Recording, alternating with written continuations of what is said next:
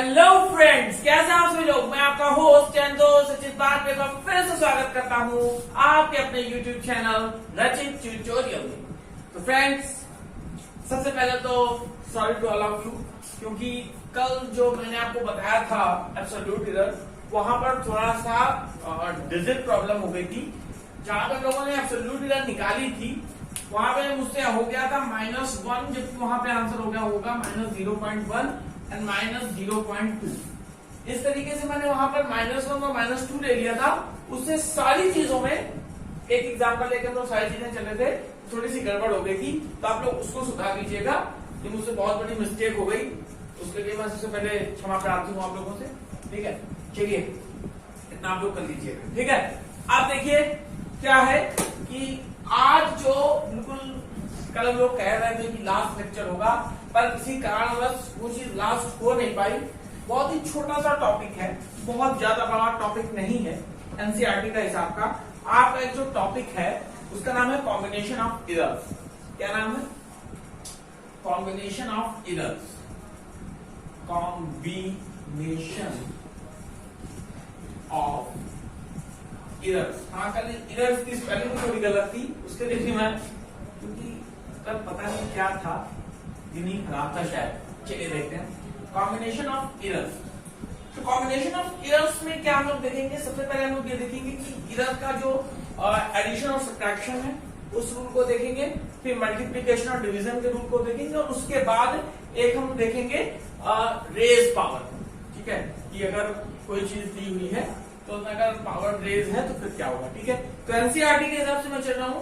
देखिए, अगर हम लोग को एरर ऑफ सम और डिफरेंस निकालना है, एरर ऑफ सम और डिफरेंस निकालना है, तो बिल्कुल देखिए, जैसे हमारे पास एरर्स ऑफ क्या है, एरर्स ऑफ सम है ना, एरर्स ऑफ सम। देखिए, एरर्स ऑफ सम निकालना है हमें, तो एरर्स ऑफ सम मान लीजिए ए पे जो क्या कह सकते हैं, ए पे जो एरर है वो डेल्टा ए है, और बी पे जो एरर है वो डेल्टा बी है, तो उसका सम होगा जी। ठीक है, और जब डिफरेंस की बात हो गई है तो सम ऑफ एरर हो गया। सम ऑफ एरर क्या हो गया? ये सम ऑफ एरर हो गया। और हम लोग बात करेंगे डिफरेंस ऑफ एरर। किसकी बात कर लें? Difference of error. Difference of error, तो जो डिफरेंस ऑफ एरर होगा वो क्या हो जाएगा? Delta A minus delta B. ठीक है, चलिए, एरर्स ऑफ सम और एरर्स ऑफ डिफरेंस का फॉर्मूला होता है। ठीक है, sum of error and sum of difference. इसको एक एग्जांपल से हम लोग समझेंगे, बहुत अच्छे से चीज समझ में आएगी। चलिए, एक देखिए क्वेश्चन, देखिए आप लोगों ने, चलिए देखते हैं। देखिए क्वेश्चन है, आपकी स्क्रीन पर आ चुका है, लिखा हुआ है the temperature of two bodies measured by a thermometer are T1 है हमारा। T1 जो हमारे पास दिया हुआ है वो दिया हुआ है 20 degree Celsius plus minus 0.5 degree Celsius. ठीक है, यानी कि एक्चुअल कितना है? 20 डिग्री सेल्सियस है, और उसमें हम लोग कितनी 5 की क्या है कह सकते हैं, 5 की एरर है, या 0.5 ज्यादा है, 0.5 कम। ठीक है, और जो T2 दिया हुआ है वो दिया हुआ है, क्या दिया है? 50 degree Celsius plus 0.5 degree Celsius. ठीक है, चीज आती है समझ में? Okay, calculate the temperature difference and the error there in.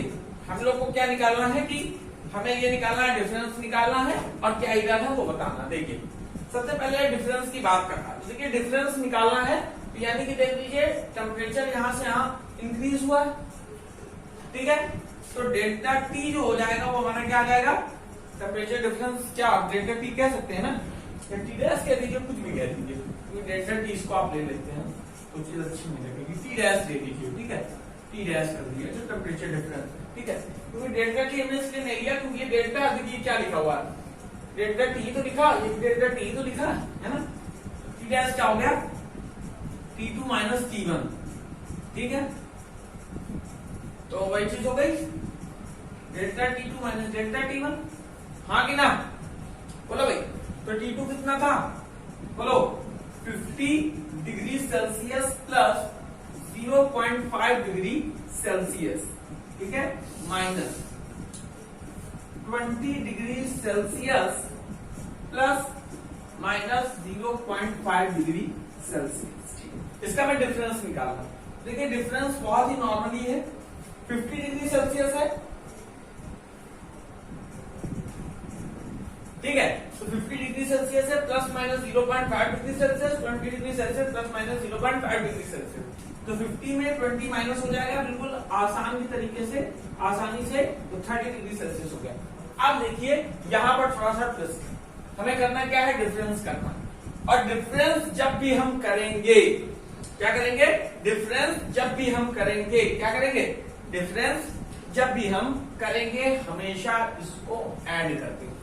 क्या कर देंगे, ऐड कर देंगे, किसको, इसको, इसको नहीं। अब आपका क्वेश्चन होगा सर हाउ, ठीक है, 5 को ऐड करोगे 1 आ जाएगा कि नहीं आएगा, हाँ 1, ठीक है, कितना आ जाएगा, 1 आ जाएगा कि नहीं आ जाएगा, बोलो, है ना, प्लस माइनस 1 डिग्री सेल्सियस। कैसे, देखो हाउ, इस मेजरमेंट में पहले हम इतनी गड़बड़ी कर ही चुके थे, इस मेजरमेंट में पहले हम इतनी गड़बड़ी कर ही चुके थे, तो जब गलती में गलती को हम माइनस करें, जब पहले गलती में गलती को मिलाएं तो गलती ही होगी, जाहिर सी बात है कि पहले आप एक चीज मेजर कर चुके हैं, उसमें इतना गलत आया, दूसरे में भी इतना गलत आया है, और दोनों का भले हम डिफरेंस ले, तो पहले यहां पर भी तो गलती हो चुकी है ना, और गलती तो यहां पर भी हो चुकी है, गलती यहां पर भी हो चुकी है और गलती यहां पर भी हो चुकी है, यानी कि इधर यहां पर भी हमारे मेजरमेंट में आई है और इधर यहां पर भी हमारे मेजरमेंट में आई है। तो ऐसी सिचुएशन में क्या होता है, जब इधर में इधर माइनस करो तो पहली बात तो देखो इधर तो हो ही चुकी है, जब गलती में गलती मिलेगी तो गलती ही होगी, ऐसा तो है नहीं कि गलती कम हो जाएगी, तुमने इसमें भी गलती कर दी और इसमें भी गलती कर दो, तो सब गलती में गलती माइनस कर दो, तो ये कहां हो पाएगा। तो मल्टीप्लाई का सबसे पहला रूल यही है, ध्यान रखिए, सॉरी सब्ट्रैक्शन का, ठीक है, यही रूल है, ये जो प्लस माइनस होगा ये ऐड हो जाएगा सब्ट्रैक्शन, ठीक है। ये तो बात थी डिफरेंस की, किसकी बात थी, डिफरेंस की बात थी। अब अगर कह देता सम निकालो, क्या निकालो, सम, तो सम निकालने में हम क्या कर देते, यहाँ पर प्लस कर देते, यहाँ पर प्लस कर देते, तो बस ये जो पहला वाला है इसको तो नॉर्मल ऐड कर देंगे, ये हो जाएगा 70, इसी में बताते रहो, है ना, क्या हो जाएगा, देखो अभी आपने माइनस वाला निकाला था, नहीं समझ में आओ भैया, रहने दो, जबरदस्ती का क्या करना है, जगह थोड़ी ले जानी है, समझाना ये आपको, है ना। चलिए अब अगर मैं आपसे कह देता इसका प्लस निकालिए, क्या निकालिए, प्लस निकालिए, तो क्या हो जाता, delta T2 plus delta T1, हाँ कि ना, हो जाता। अच्छा, तो जो डेल्टा T2 हो जाता वो कितना हो जाता, रख दो यहाँ पर, इसको इधर इधर इधर पे कर दो, ये आ गया डिफरेंस, आ गया, क्या गया ये, डिफरेंस, बोलो भाई क्या गया, डिफरेंस। अब हम लोग निकाल लेते हैं सम, क्या निकाल लेते हैं, सम, तो सम क्या हो जाएगा, P dash is equal to delta T2 और प्लस डेल्टा T1, ठीक है। तो सब्ट्रैक्शन में 50 डिग्री सेल्सियस है ही, प्लस 0.5 डिग्री सेल्सियस, ठीक है, यहां पे लगा दिया प्लस, ये क्या हो गया 20 डिग्री सेल्सियस, यहां पे लगा दिया प्लस माइनस 0.5 डिग्री सेल्सियस, ठीक है। तो इसमें भी 50 में 20 को ऐड कर देंगे, देखिए सब्ट्रैक्ट करना है तो इसमें इसको सब्ट्रैक्ट करना ही करना है, उसमें कोई दिक्कत नहीं है, ऐड करना है तो उसमें इसको ऐड कर दिया तो कितना आ गया, बोलिए 70 डिग्री सेल्सियस आ गया, प्लस माइनस, अब ऐड करना है तो ऐड कर दीजिए। अभी आपको बस एक ये चीज याद रखना है कि डिफरेंस में भी ऐड किया जाता है इसको, ठीक है, ये जो डिफरेंस है इधर है, इसको इसमें हम लोग ऐड करते हैं, तो आती बात समझ में कोई दिक्कत है, तो अब इसको ऐड कर देंगे तो वही चीज आ जाएगी। चलिए आगे बात में नोट कर लीजिए,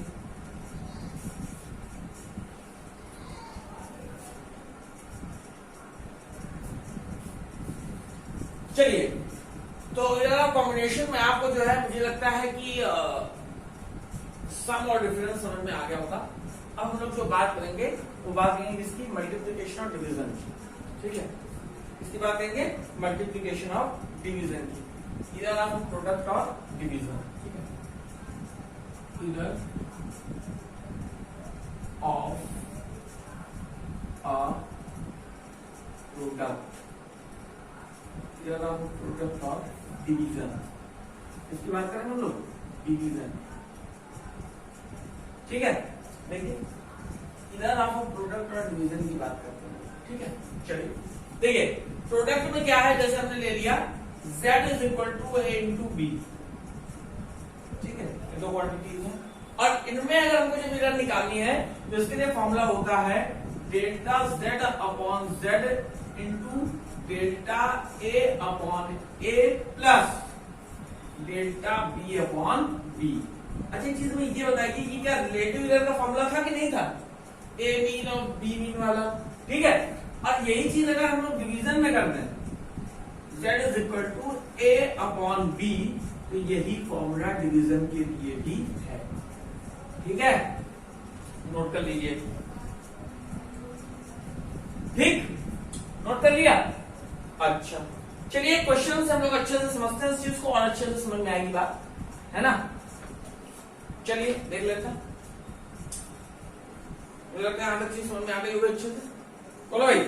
चलिए अच्छा देखते हैं, कहता है द रेजिस्टेंस, देखिए आपकी स्क्रीन पर क्वेश्चन आ चुका है, ठीक है, लिखा हुआ है the resistance R is equal to V upon I where V is equal to, यहाँ तक आप लोगों को नोट कर लिया ना भाई, बोलिए। चलिए देख लेते हैं,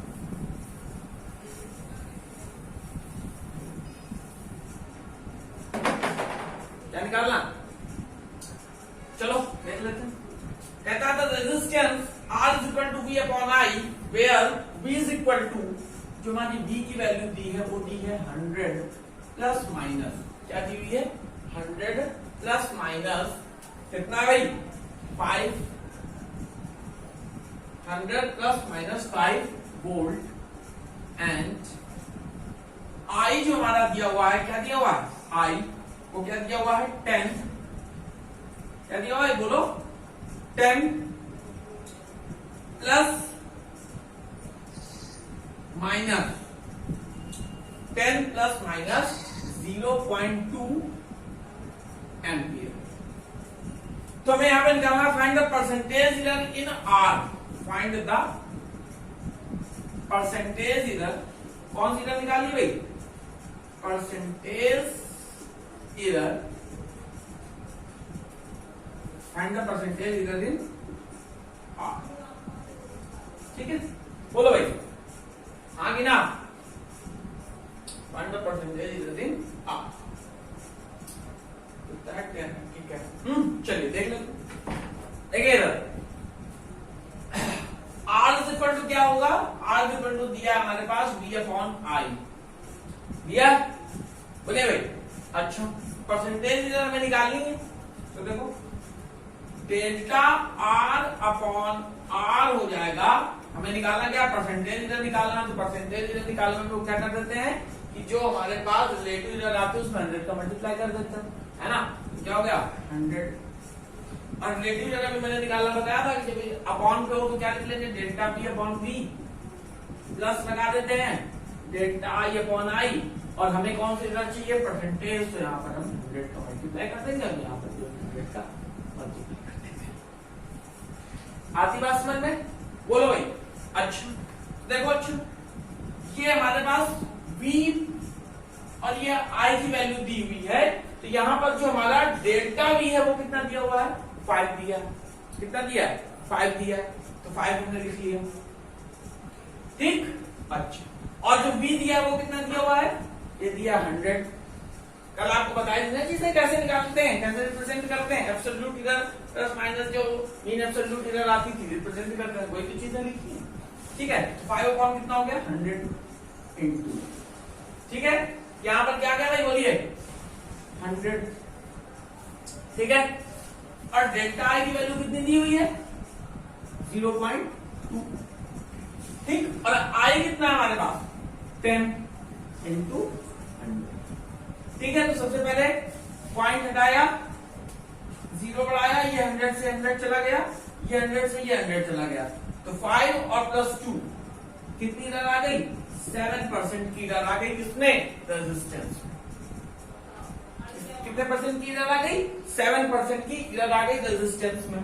okay, pause the video to note down. चलिए, इतनी चीजें मुझे लगता है आपको समझ में आ गई होगी। तो सबसे पहले आपके लिए अगर ये क्वेश्चन समझ में आ गया तो आपके लिए एक होमवर्क है, वो आपको करना है, ठीक है, उसको मैं कल डिस्कस कर दूंगा। तो आपकी स्क्रीन पर होमवर्क आ चुका है ना, देख लीजिए।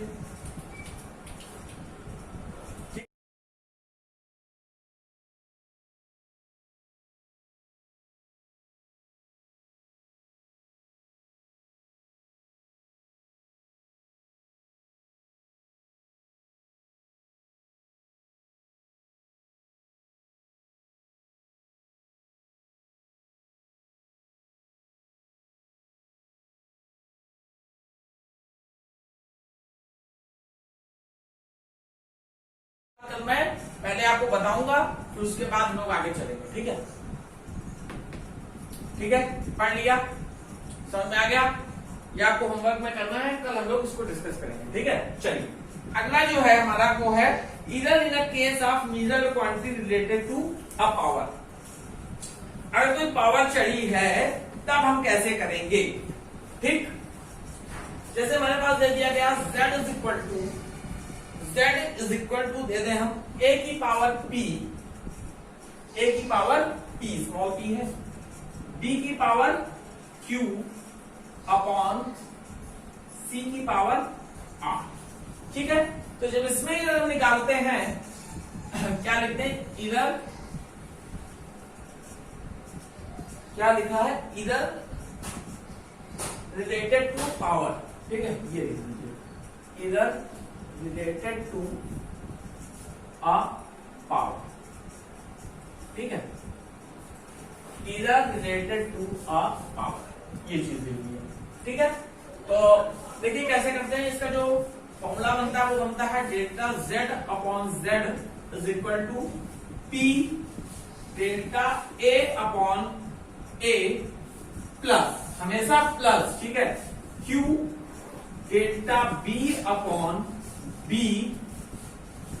Plus R delta C upon C, ये फॉर्मूला होता है, ठीक है। तो इस फॉर्मूले को लिखिए, ठीक है। फिर हम लोग एक क्वेश्चन करते हैं, उससे आप और अच्छे समझ में आएगा, ठीक है, कर लिया। चलिए, एक क्वेश्चन है आपका एनसीईआरटी का ही है, लिखा हुआ है find the relative error in Z if Z is equal to, हमें रिलेटिव एरर निकालनी है Z पर।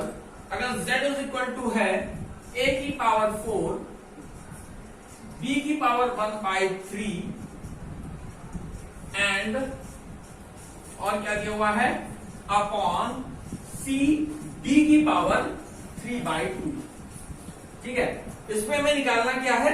रिलेटिव एरर निकालनी है, ठीक, तो बिल्कुल इजी है, ठीक है। करना क्या है देख लीजिए, करना यह है कि Z delta Z upon Z relative error हो गई, ठीक है। 4 ये पावर चढ़ी थी, यहां पर आ गई थी नीचे, ऐसे खसक के ये भी यहां पर आ गई, तो गया 4 डेल्टा A अपॉन A, ठीक है, plus 1/3 delta B upon B, ठीक है, प्लस C की पावर 1 चढ़ी थी, कोई दिक्कत नहीं है, तो यहां पर आ जाएगा 1 को ले आएंगे तो 1 को कुछ भी लिखते हैं, 1 के साथ मल्टीप्लाई कोई चीज आती है, delta C upon C plus D है तो पावर आ गया नीचे 3/2 डेल्टा D अपॉन D।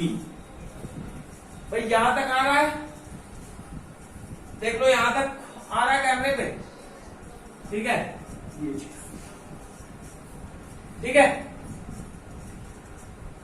आगे बात समझ में, ठीक। चलिए, ये चीज समझ में आ गई, यहां तक अगर चीज समझ में आ गई है तो एक लास्ट क्वेश्चन होमवर्क में आप और लिख लीजिए, ठीक है, उसके बाद और मजा आएगा, क्योंकि अगर हम लोग जब कल आएंगे तो कल जो हम लोग का एक नया लेसन शुरू होगा काइनेमेटिक्स का जो यूनिट है, और उसमें जो पहला लेसन है मोशन में स्ट्रेट लाइन, उस चीजें डिस्कस करेंगे। लेकिन उससे पहले जो मैंने होमवर्क दिया उसको डिस्कस करूंगा। और ये क्वेश्चन है आपकी स्क्रीन पर आ चुका है, देख लीजिए अच्छे से, क्वेश्चन को देख लीजिए।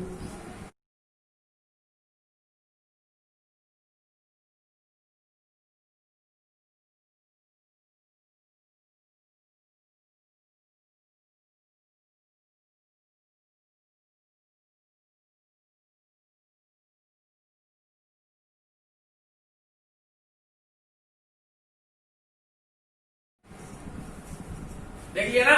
तो ये जो दो क्वेश्चन हैं ये आपको करने हैं, ठीक है। तो अगर आज का लेक्चर अच्छा लगा हो तो करना क्या है आपको, लाइक शेयर एंड सब्सक्राइब आपका अपना यूट्यूब चैनल रचित ट्यूटोरियल। जय हिंद।